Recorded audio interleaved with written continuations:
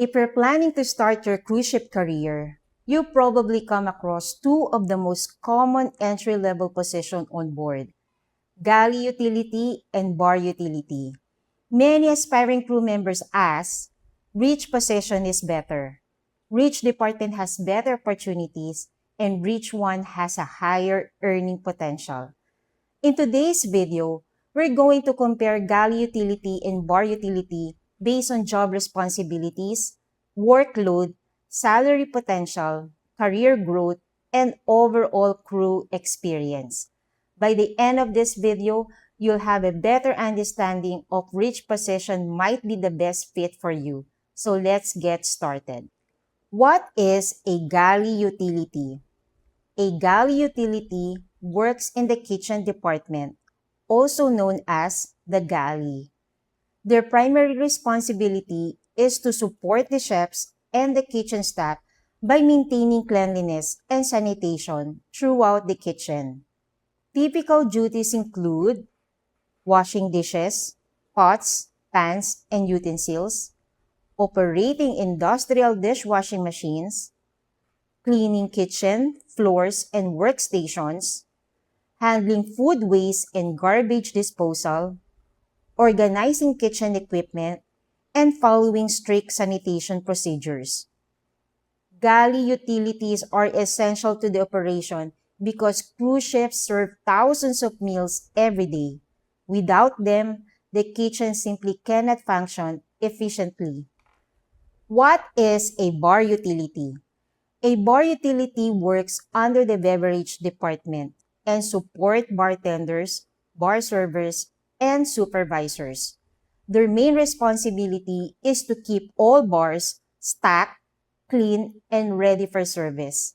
Typical duties include washing glasses and bar equipment, delivering ice to bars, restocking alcoholic and non-alcoholic beverages, loading and unloading beverage supplies, organizing storage rooms, changing and moving beer kegs, assisting bartenders during busy operations. Although bar utilities may not directly serve drinks most of the time, they play a critical role in keeping the entire beverage operation running smoothly. Workload comparison. Galley utility. Let's be honest. Galley utility is often considered one of the toughest entry-level jobs on board. The kitchen is a fast-paced environment where thousands of guests are served every day. Imagine breakfast, lunch, dinner, room service, crew mess, and special events happening daily. That means endless dishes, pots, pans, trays, and kitchen equipment to clean. The environment can be hot, humid, and physically demanding. Many galley utilities spend long hours standing, lifting, and cleaning throughout their shift. It requires stamina, discipline, and a strong work ethic. Bar utility. Bar utility is also physically demanding, but the workload is different.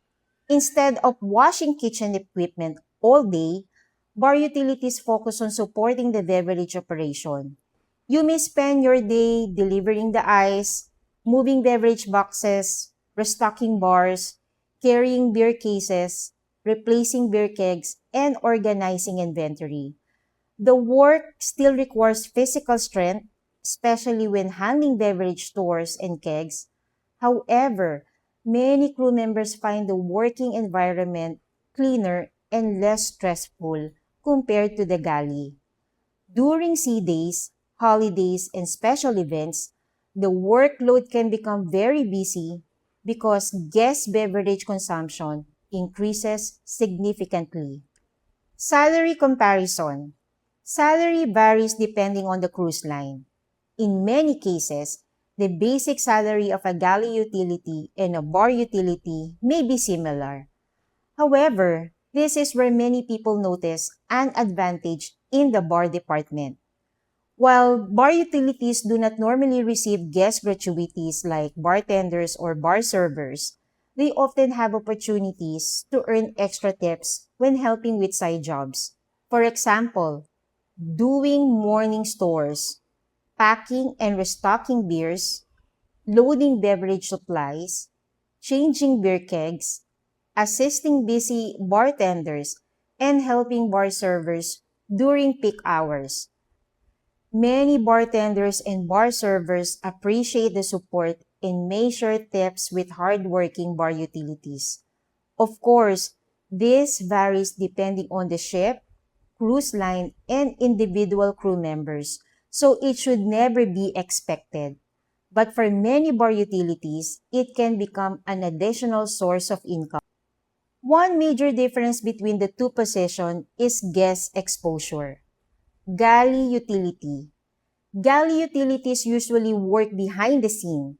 Most of their time is spent inside the kitchen, away from guest areas.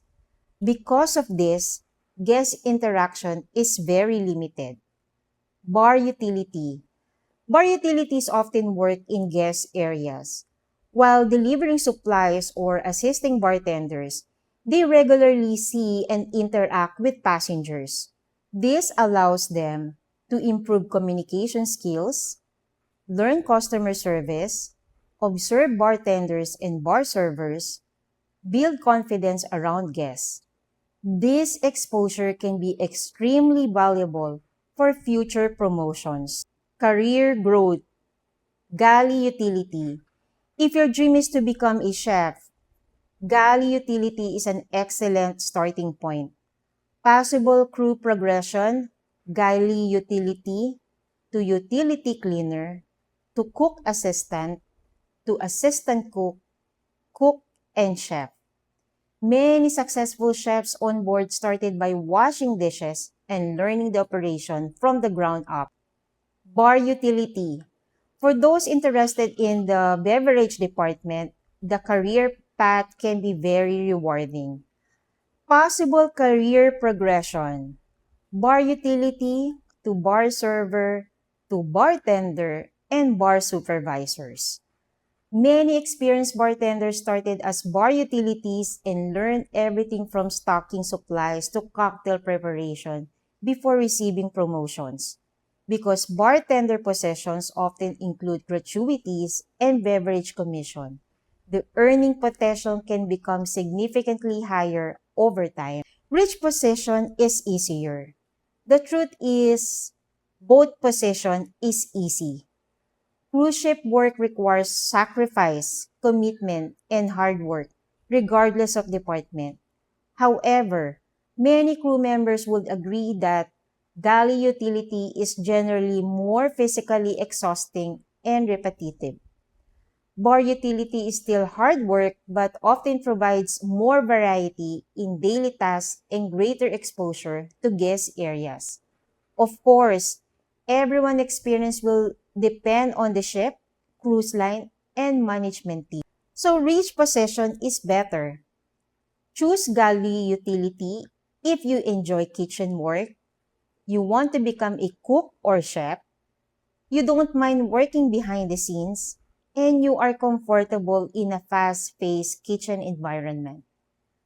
Choose bar utility if you enjoy working around people, you want future opportunities in the beverage department, you want exposure to guest service, you are aiming for bartender position with higher earning potential, and you want opportunities to earn extra income through side jobs and team support. As someone who comes from the bar department, if I had to choose between the two positions, I would personally choose bar utility. Not because it's easy. It definitely isn't. But because it offers exposure to guests, opportunities to learn the beverage operation, chances to assist bartenders and bar servers, potential extra tips through side jobs, and a clearer pathway through higher paying position in the future. That being said, if your ultimate goal is to become a chef, then galley utility is absolutely the right path for you. Your first position on board should always match your long-term career goals. At the end of the day, there is no perfect entry-level position on board. The best position is the one that gets your foot in the door and starts your cruise ship journey. Many successful crew members started as galley utilities and bar utilities before moving into higher paying and higher ranking position. Remember, your first contract is not your final destination. Work hard, stay humble, keep learning, build a good reputation, and most importantly, be patient because every promotion starts with a single opportunity. Thank you for watching. If you found this video helpful, don't forget to like, subscribe, and share this video with someone who is planning to work on the cruise ship. Good luck, future seafarers, and see you on board.